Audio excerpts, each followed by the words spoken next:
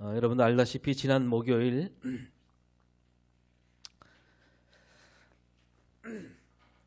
2월 24일 러시아 푸틴 대통령이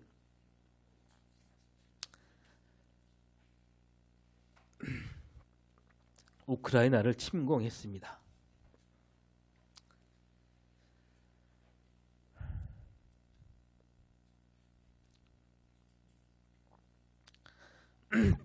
전쟁을 벌인 거죠. 러시아는 전쟁밖에 다른 할 일이 없다 하면서 이 약한 나라 우크라이나에 탱크를 들이밀었습니다.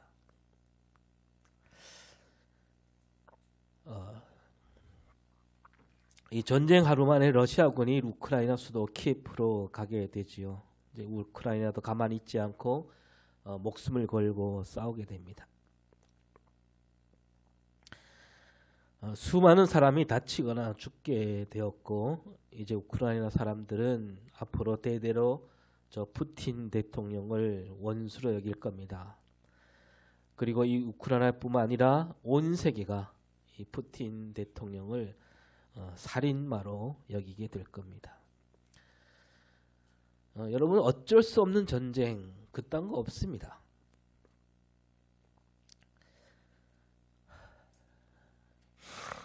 그 어떤 명분도 전쟁을 일으킬 명분이 될 수 없는 거죠. 이 전쟁을 벌인 사람은 반드시 그 책임을 져야 할 겁니다. 정의로운 전쟁 없습니다. 정당 방위 전쟁 그런 거 없습니다. 전쟁은 그냥 무조건 나쁜 거죠.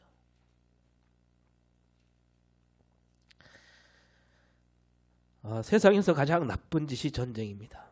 이 푸틴 대통령은 이제 온 인류에게 적이 된 사람이 되었고 원수가 되었습니다. 인류뿐만 아니라 이 세상에 있는 모든 생명에게, 하나님에게 죄를 지은 거죠. 여러분, 사탄이 따로 없습니다. 사탄은 지금 저 우크라이나 땅에서 전쟁으로 죽어간 사람들, 그 시체 더미 위에서 덩실덩실 춤을 추는 그 존재가 사탄입니다. 그리고 우크라이나 대통령에도 잘못이 있습니다. 어떤 방법을 써서든 백성들이 죽는 전쟁을 막았어야 합니다. 우크라이나 대통령이 뭘 믿고 그랬는지, 그래 한번 해볼 테면 해봐라 라고 하면서 러시아에게 배짱을 튕겼죠. 이 우크라이나 대통령도 사탄이 부리는 속임수에 넘어가고 말았던 겁니다. 한 나라를 짊어진 대통령, 그가 해야 할 첫 번째 일은 자기 나라 국민 생명을 지키는 일입니다. 생명을 지키는 일이 으뜸이어야 되는 거죠. 아무리 좋은 정책이 있어도 전쟁을 막지 못한다면 그 대통령은 대통령으로서 자격이 없는 사람이죠. 우리 그리스도인들은 이런 눈으로 전쟁을 바라볼 수 있어야 됩니다. 전쟁을 일으킨 저 러시아 대통령이 가장 악한 사람이고 성령을 회방하는 사탄의 하수인이고, 그 전쟁을 막지 않았던, 아니 막을 생각이 없었던 우크라이나 대통령도 그 죄가 결코 적지 않다 하겠습니다. 그런 뜻에서 우리나라 역사에서 가장 나쁜 사람, 가장 태어나지 말았어야 할 사람이 있다면 누굴까요? 우리나라에도 저 전쟁을 일으킨 북한 김일성, 그 사람이 사실은 독립운동도 하고 독립군으로서 일본 제국주의에 맞서 싸운 공이 있긴 합니다. 그러나 이 땅에 전쟁을 일으킨 죄악은 그 어떤 공으로도 감쌀 수 없는 일이죠. 그 김일성, 우리나라 역사에서 으뜸으로 꼽히는 악질 중에 악질이고, 그 뒤에는 바로 사탄이 도사리고 있었다. 어떤 목사님이 러시아와 우크라이나 전쟁을 보면서 큰 소리로 말씀을 펴서 읽었습니다. 시편 34편 14절인데요. 같이 읽어보겠습니다. 악을 버리고 선을 행하며 화평을 찾아 따를지어다. 우리가 이 전쟁을 막아설 힘은 없지만 우리가 마음을 담아서 이 말씀을 외쳐야 될 겁니다. 우리도 다시 한번 우리 마음을 담아서 외치겠습니다. 시작. 악을 버리고 선을 행하며 화평을 찾아 따를지어다. 이 러시아에도 기독교가 있고요. 우크라이나에도 교회가 있습니다. 러시아와 우크라이나 그리스도인들 그들도 자기들이 해야 할 일을 지금 하지 못했다라고 할 수 있습니다. 하나님을 믿는 생명을 지으신 하나님을 믿는 그리스도인들이 그런 일에 목숨을 걸고 나서서 막았어야 합니다. 전쟁을 막지 못할 수는 있겠지요. 그러나 전쟁이 일어나지 않도록 온 힘을 기울였어야 됩니다. 그러나 그들은 나서지 않았지요. 이 러시아와 우크라이나에 있는 그리스도인들도 이제 두고두고 그 책임을 져야 하는 그런 역사의 자리에 있습니다.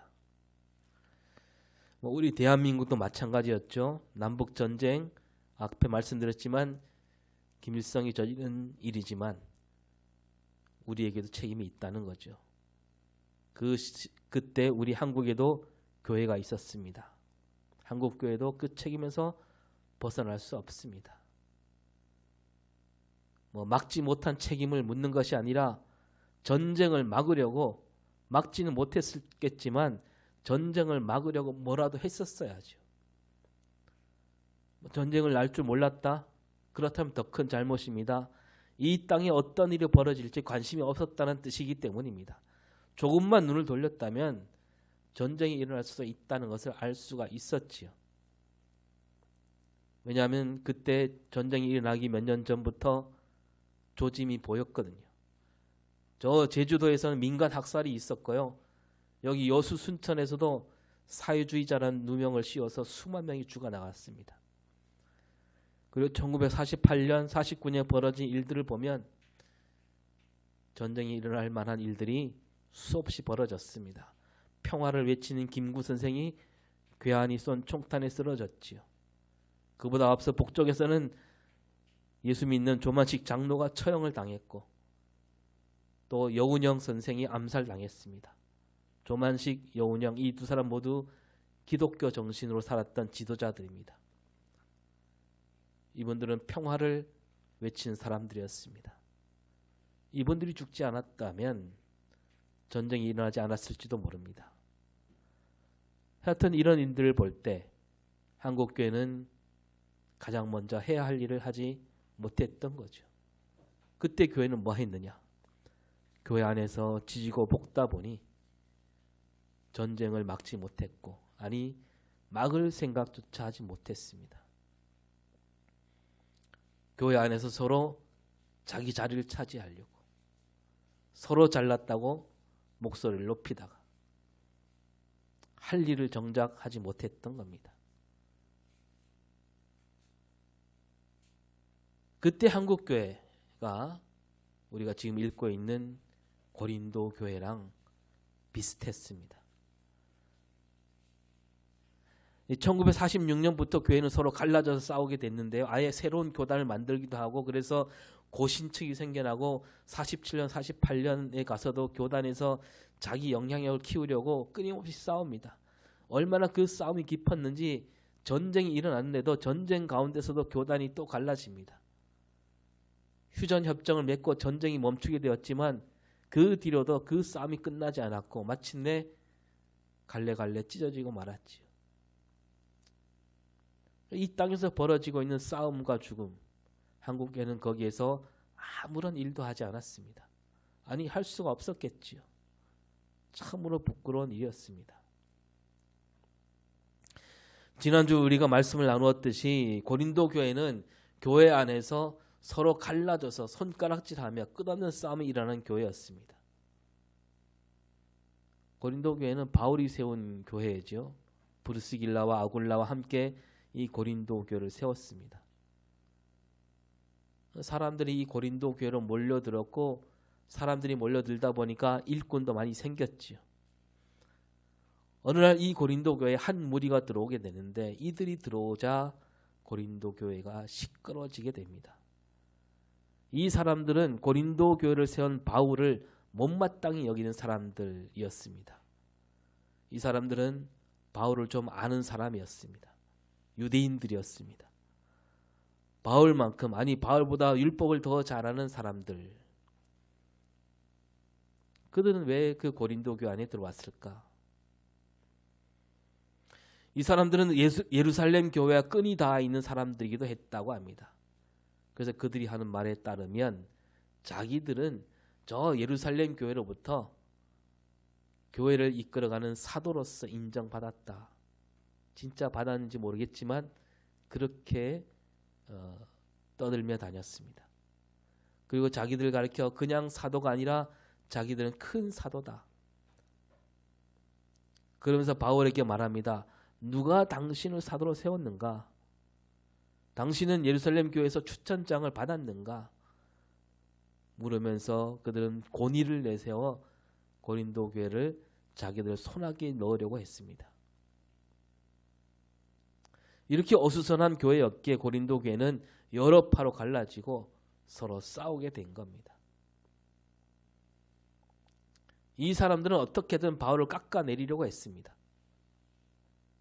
지난주에도 잠깐 말씀 나눴지만 고린도 교회 사람들은 바울이 가진 약점을 물고 늘어졌습니다. 바울이 몸도 약하고 말도 시원하지 않다고 했지요. 그래서 그런 사람이 어떻게 이렇게 무게가 있고 힘이 있는 글을 쓸 수 있느냐, 이렇게 비아냥거리기도 했습니다.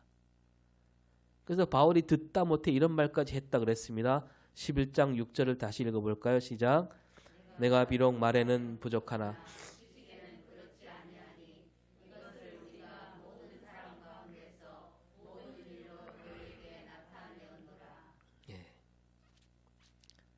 바울이 이렇게 변명을 해야 될 정도로 그들은 바울이 가진 약점을 물고 늘어지면서 교회를 어지럽게 만든 거죠. 그러니 교회 여러 파가 생길 수밖에 없었습니다. 또 이들은 말하기를 바울이 사도라면, 진짜 사도라면 어떤 능력이 나타나야 될 거 아니냐, 표적이 나타나야 되는 거 아니냐. 그런데 바울이 뭘 우리에게 보여주었느냐, 그거죠. 그래서 바울은 사도가 아니다, 이런 소문을 퍼뜨리고 다닙니다. 이렇게 고린도 교회를 어지럽히고 있는 사람들, 바울은 이들을 보면서 이렇게 말합니다. 고린도후서 곳곳에서 당신들은 거짓 사도다, 속이는 일꾼이다, 자기 자랑만 앞세우는 자들이며 환상과 계시를 자랑하고 말씀을 앞세우지 않고 환상과 계시를 자랑하고 유대인 출신이라는 자랑에 빠져 있으며 따라서 당신들은 사탄의 일꾼이다. 그런 말을 막 퍼부어댔습니다. 오늘 우리가 읽은 4장 1절부터 6절도 바울이 이 고린도 교회를 어지럽히는 이들에게 하는 말입니다. 바울을 헐뜯는 이들은 자기를 내세우는 이들이었죠. 그래서 바울이 여기에 대해서 이렇게 말합니다. 5절을 먼저 보겠습니다. 우리는 예수의 주 되신 것과 또 예수를 위하여 우리가 너희의 종된 것을 전함이라. 고린도에 여러 파가 있습니다. 그러나 또 바울을 싫어하는 사람도 있고, 그러나 고린도 교회도 바울을 따르는 사람들도 있었지요. 바울을 좋아하지 않는 이들은 바울을 따르는 이들을 가리키면서 바울이 고린도 교회에 자기 사람을 만드는 것 아니냐, 이렇게 헛소문을 퍼뜨리고 다닙니다. 자기들이 그러고 있으니까 바울도 그런 줄로 알고 있는 거죠. 이런 말들이 있기 때문에 바울이 우리는 우리를 전파하지 않는다, 우리가 전파하는 것은 우리가 아니다. 바울이 정성을 기울여서 힘을 다해 외치고 있어서 그 모습에 사람들이 마음에 큰 울림을 받고 바울을 따르고 있긴 하지만 바울이 전한 것은 바울 자신이 아니다라고 외치고 있습니다. 그래서 바울은 우리가 전하는 것은 두 가지다. 하나는 그리스도 예수께서 우리의 주님이 되신다는 진리. 오직 예수만이 주님으로 삼을 수 있다라는 그 진리를 전하고 있다는 거죠. 결코 자기 자신을 내세우지 않았다는 얘기입니다. 앞에서 말하듯이 복음 앞에서 부끄러워할 만한 일은 하지 않았다. 또 바울이 전하는 것이 또 하나 있다면 예수를 위하여 우리가 종이 되었다. 바울은 고린도 교회를 세우려고 모든 힘을 쏟았습니다. 교회를 든든히 하게 되는 일이라면 무슨 일이든지 마다하지 않았습니다. 바울이 고린도 교회가 잘 세워질 수 있도록 바울은 고린도 교회 사람들에게 종이 되었노라 이렇게 말합니다. 왜 종이 되었는가? 거기에 다른 뜻이 있는 것이 아니라 오직 예수를 위하여 고린도 교회 교인들에게 종이 되었다는 얘기입니다. 예수님께서 이 땅에 오셔서 사람들을 섬기셨듯이 그 예수님을 따르는 예수님을 주님으로 모시는 사람이기에 바울도 고린도 교회를 섬기는 종으로서 교회를 세우고 있다는 말씀입니다. 바울을 싫어하고 바울을 깎아내린 사람들, 그들은 바울과 디모데가 자기들을 내세운다 그렇게 봤습니다. 그러나 그들이야말로 자기들을 전파하고 있었지요. 우리가 유대인이다. 하나님을 누구보다 더 잘 알고 있다. 예루살렘 교회와 아주 가깝게 지내고 있다. 예루살렘 교회에서 추천장을 받았다. 이런 것들을 자랑하고 있었던 겁니다. 바울이 이들에게 외칩니다. 3절을 보겠습니다. 시작. 망하는 자들에게 가려진 것이라. 망하는 자들, 그러니까 바울을 깎아내리고 자기를 드러내고 하는 사람들이 복음을 가리고 있다라고 말합니다. 그리고 4절에서는 뭐라고 말합니까? 4절 시작. 그 중에 이 세상의 신이 믿지 아니하는 자들의 마음을 혼미하게 하여 그리스도의 영광의 복음의 강체가 비치지 못하게 함이 그리스도는 하나님의 형상이니라. 예. 여기서 복음의 광채란 말이 나옵니다. 그리고 그 앞에는 그리스도의 영광이 나오고요. 그리고 그 그리스도는 누구의 형상? 하나님의 형상이라고 말합니다. 그러니까 이 복음의 광채, 복음은 마치 빛과 같다는 말씀인데요. 그 앞에 있는 그리스도의 영광 할 때, 영광이라고 할 때 뒤에 광은 무슨 광자일까요? 빛광자입니다. 또 빛을 말합니다. 그리스도는 하나님의 형상이라고 했는데 요한일서 1장 5절에서 뭐라고 말합니까? 요한일서 1장 5절 시작. 우리가 그에게서 듣고 너에게 전하는 소식은 이것이니 곧 하나님은 하나님은 빛이시라. 하나님은 빛이시라. 그러니까 그리스도는 하나님의 형상이라고 했으니 그리스도 안에 뭐가 나타나는 얘기입니까? 빛이신 하나님이 나타난다는 뜻이죠. 그래서 이런 뜻을 이어받아서 6절을 보겠습니다. 시작. 어두운데 빛이 비치라 말씀하셨던 그 하나님께서 예수 그리스도의 얼굴에 있는 하나님의 영광을 아는 빛을 우리 마음에 비추셨느니라. 어두운데 빛이 비치라 말씀하셨다. 이거는 하나님께서 세상을 지으실 때 창세기에서 빛을 만드신 일을 두고 하는 말씀이죠. 세상을 만들기 전에는 세상이 아주 캄캄한 어둠뿐이었습니다. 그 어둠 가운데 하나님은 빛을 만드셨고 그 빛으로 어둠을 물러가게 하셨지요. 그런데 그 하나님이 만드신 빛은 바로 예수 그리스도의 얼굴에 있던 빛과 같은 빛이다. 따라서 예수님이 이 땅에 오신 것을 가리켜 우리는 빛이 이 땅에 왔다라고 하지요. 요한복음 8장에 잘 나옵니다. 하나님께서는 빛 대신 예수님을 이 어두운 세상에 보내셨습니다. 그리고 이제 그 빛을 고린도 교회를 이끌어가는 바울과 디모데를 비롯한 그리스도의 일꾼들에게 비추어 주셨다라고 바울이 말하고 있습니다. 바울은 이 빛을 태초에 하나님이 만드신 그 빛, 예수 그리스도 얼굴에 있는 그 빛을 받은 자로서 내가 빛을 따라 살아가고 있다라는 얘기죠. 그리스도인이라면 모두 이 빛을 마음에 품고 있다란 말입니다. 예수님께서 말씀하셨듯이 그리스도는 세상의 빛이잖아요. 이 어두운 세상을 비추는 빛으로 우리를 부르셨다라고 했습니다.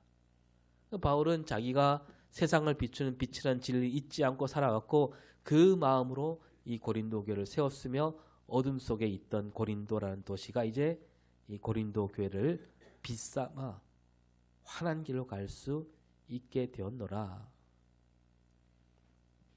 이렇게 바울은 하나님께서 자기에게 빛을 비춰 주셔서 그 빛에 이끌려 오직 복음을 전하는 삶을 살고 있다라고 힘주어 말하고 있는 거죠. 이 말씀을 잘 보면요, 자기가 복음을 전할 수도 있고 전하지 않을 수도 있는데 내가 복음을 전하기 굳게 마음 먹고 복음을 전한다 이런 뜻이 아니에요.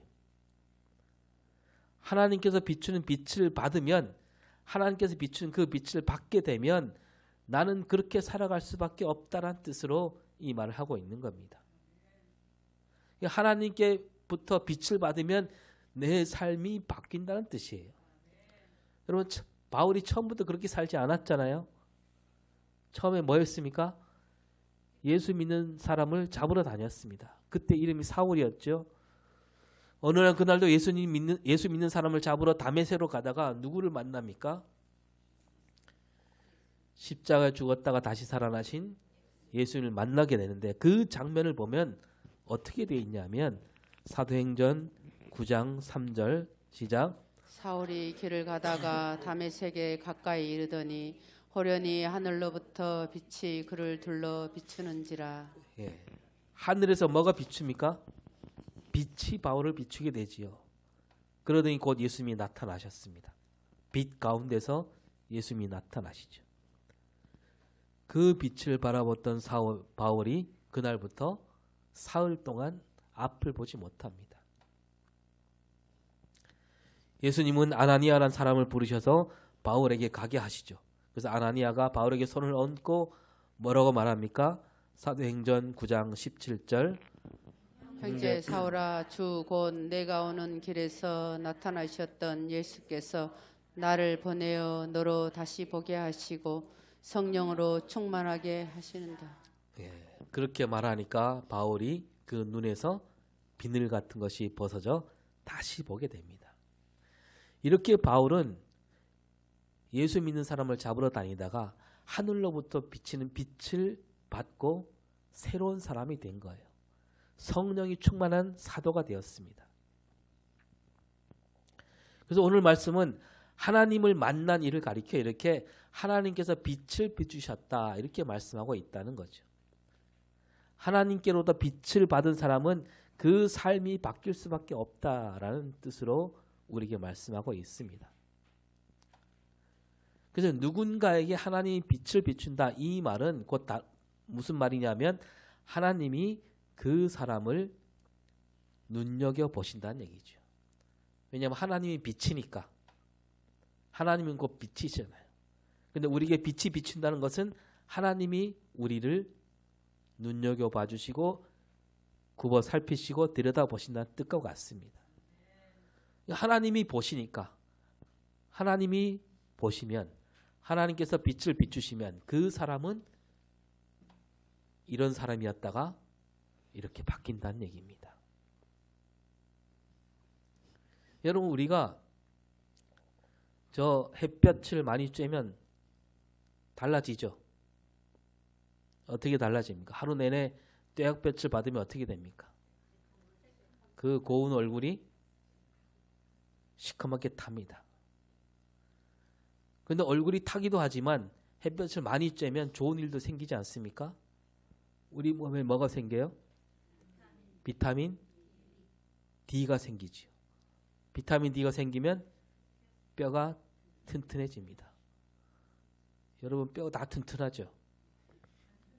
안 튼튼한 사람도 있는데 네. 엊그제 그 서울에서 오신 손님이 뼈가 너무 약하대요. 와서 보고 우리 여기 동네 사람들 보고 자기보다 나이가 더 많으신 분들이 막 팔팔하게 뛰어다니는 걸 보고 깜짝 놀라서 여기 살러 왔다가 자신감을 잃고 오늘 아침에 돌아가셨습니다. 한 열흘 있으려고 했는데 그 비타민 D는 약이나 음식으로 얻을 수도 있는데요. 햇볕을 쬐서 얻는 비타민 D가 가장 우리 몸에 좋다 그럽니다. 그리고 식물들은 이 햇볕을 쬐서 뭘 얻습니까? 영양분을 얻고 자라게 되잖아요. 그리고 햇볕에서 나오는 그 빛 중에 적외선, 방사선 이런 것은 우리 병을 고치기도 합니다. 이렇게 빛은 어둠을 밝히는 일만 하는 게 아니라 건강을 주기도 하고 생명을 살리기도 합니다. 그리고 또 하나가 있는데요. 우리 눈으로 볼 수 없는 아주 작은 세계에서는 이 빛으로 말미암아 정말로 놀라운 일이 벌어지고 있습니다. 그 놀라운 일이 지금 이 순간에도 벌어지고 있다니까요. 그 놀라운 일을 일으키는 것이 빛이에요. 조금 어려운 얘기가 될 수 있는데요. 이 세상에는 모든 물질, 그냥 우리 몸을 비롯해서 여러분 여기 강대상, 뭐 마이크, 뭐 밖에 나가면 들에 뭐 고양이, 나무와 풀, 또 돌 이런 것들은 가만히 보면 아주 작은 원자들이 모이고 모여서 생겨난 거예요. 모든 물질, 생명체들은 다 가장 기본 단위가 원자라 그러잖아요. 원자 얘기 언젠가 한번 잠깐 말씀드렸어요. 다시 말해 길가의 돌을 쪼개고 더 쪼갤 수 없을 때까지 쪼개면 뭐가 남느냐? 원자가 남아요. 여기서 이제 이 원자라는 것은 여러분 원자 폭탄할 때 그 원자예요. 그 작은 원자가 폭발을 일으키면 엄청난 일이 생긴다는 거죠.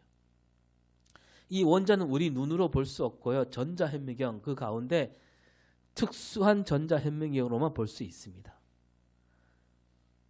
원자리가 어떻게 생겼냐면 그 가운데 원자 핵이 하나 있고요. 그 바깥에 뭐가 이렇게 돌고 있어요.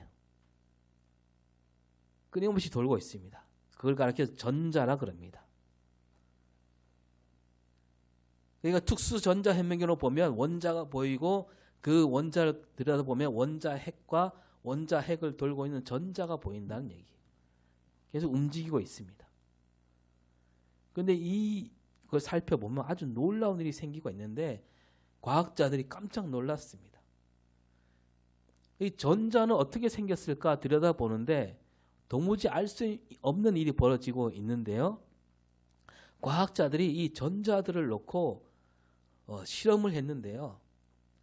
이런 하얀 벽 앞에다가 벽을 놓고 그 벽 조금 떨어진 앞에다가 하나의 가림막을 놨어요. 가림막을 넣고 이 가림막에다가 구멍을 2개 뚫었어요. 이렇게 길쭉하게 구멍을 2개를 뚫었습니다. 그리고 그쪽에다가 전자들을 내보냅니다. 전자를 저쪽으로 보내요. 그러면 전자들이 어디로 갈까요?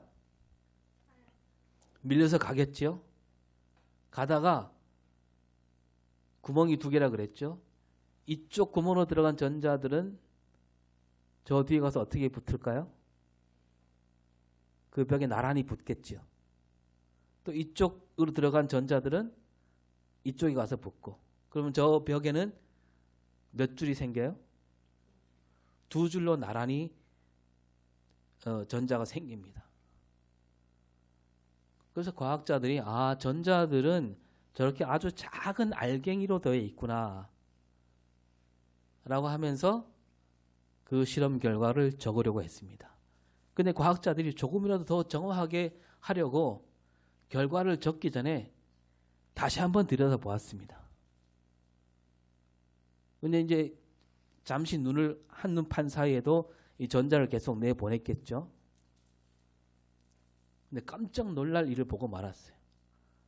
아까는 틀림없이 벽에 전자들이 2줄로 나란히 이렇게 딱 붙어 있었는데 다시 들여다보니까 줄이 없어진 거예요. 전자들이 서로 막 얽혀서 이렇게 붙어 있는 거예요. 줄이 없어지고.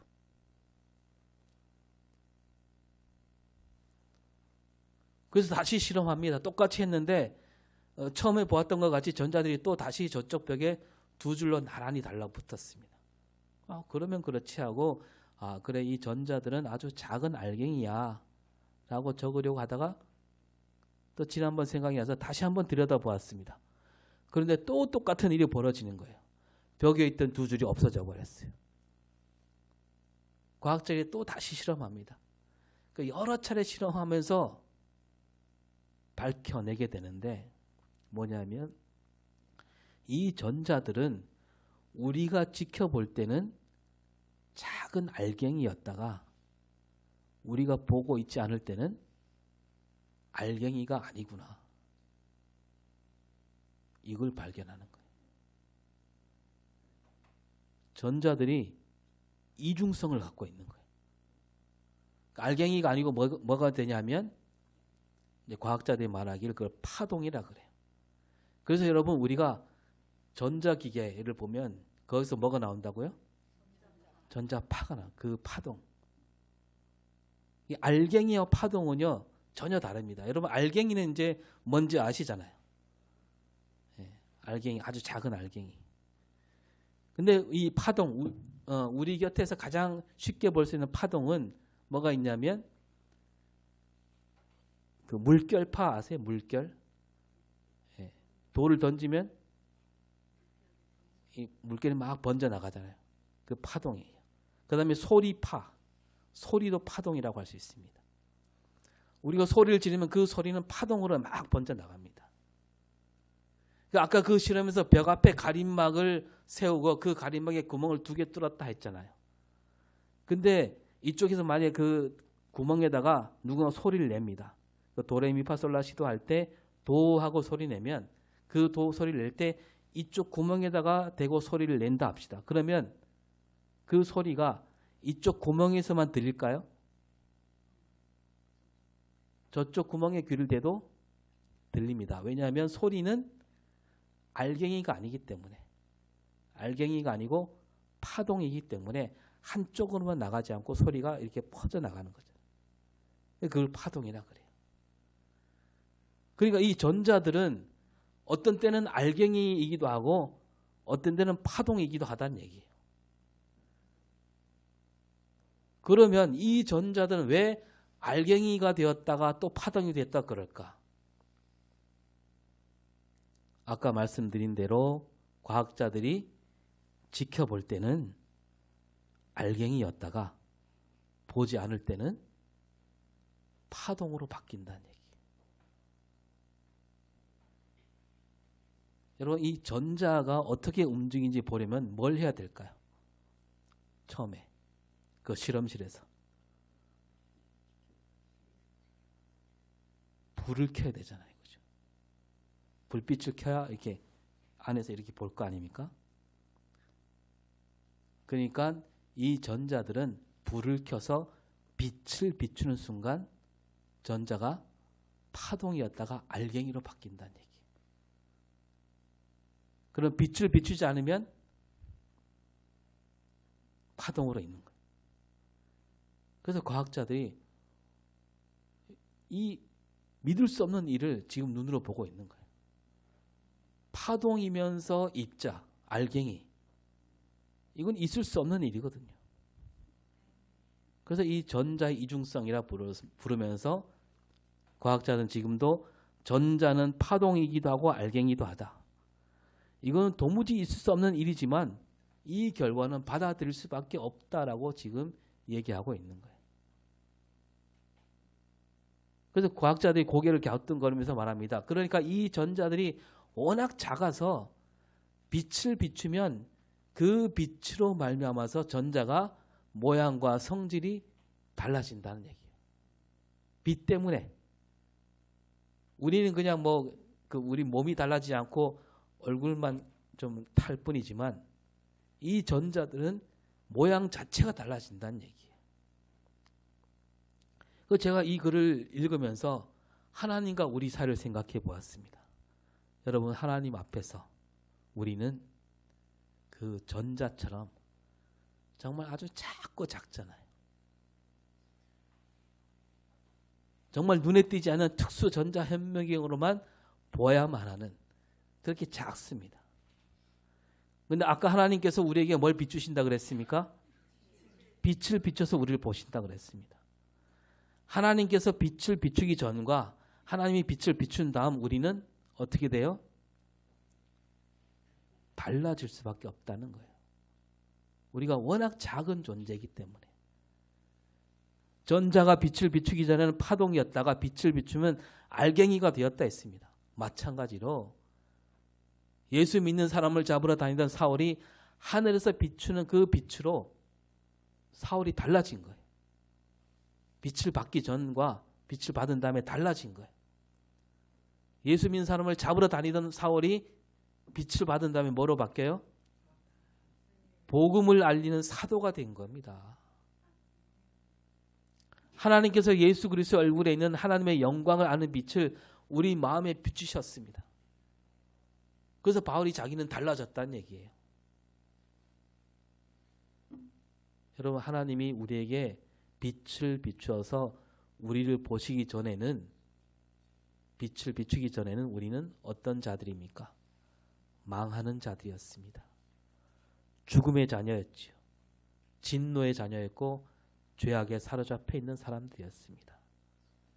그런데 하나님께서 우리에게 빛을 비추셔서 우리를 보실 때 우리는 새로운 존재가 된 겁니다. 죽음의 자녀에서 영생의 자녀가 되었고 진노의 자녀에서 은혜의 자녀가 됩니다. 죄악에 사로잡혀 있다가 하나님 빛을 비추시니까 회개와 용서로 거듭나게 된다는 거죠. 그 이전과 전혀 다른 새로운 존재, 빛을 비추고 나니까 그야말로 우리는 거듭난 사람이 된 겁니다. 그래서 이전에는 빛을 비추기 전에는 하나님이 우리를 눈여겨보시기 전에는 우리가 복음을 가리는 삶을 살 수밖에 없었는데 빛을 비춘 다음에는 우리가 복음을 가리고 싶어도 가릴 수 없는 그런 삶을 살게 되는 그리스도인이 되었다는 얘기입니다. 예수님이 우리를 가리켜 너희는 세상의 빛이라고 하셨습니다. 우리는 하나님께서 비추신 빛을 받은 사람들이 되었고 우리도 빛이 되었습니다. 그러면 이제 우리가 할 일이 있잖아요. 우리가 나가야 됩니다. 우리가 이 어두운 세상을 비추는 빛으로 살아야 되는 거죠. 아직도 빛을 받지 못한 사람들, 그들에게 우리가 빛을 비춰줘야 됩니다. 빛을 받지 못하는 이웃들이 우리 곁에 아직도 많이 있습니다. 우리가 그들에게 다가가서 하나님이 비추는 빛을 그들에게 비추어서 하나님이 그들을 눈여겨보시도록 우리가 그 일을 감당해야 되는 거죠. 그래서 이제까지 가리었던 복음이 환하게 빛나도록 그런 비추는 삶, 이번 한 주간도 복음의 빛을 마음껏 비추는 그런 복된 삶을 살아갈 수 있기를 바랍니다. 기도하겠습니다. 하나님은 우리에게 빛을 비추어 주셨습니다. 우리는 그 빛을 받아 삶이 바뀌고 존재가 바뀌고 이제 복음을 알리는 삶을 살게 되었습니다. 아직도 빛을 받지 못한 채 살아가는 이들에게 복음의 빛을 비추는 삶이 되게 하시고 세상 헛된 욕망과 세상 영광으로 가려진 채 살아가는 이들, 그들이 옳은 대로 돌아오게 하는 놀라운 빛된 역사를 이루는 우리 삶이 되게 하여 주시옵소서. 감사드리며 예수 그리스도 이름으로 기도드립니다. 아멘.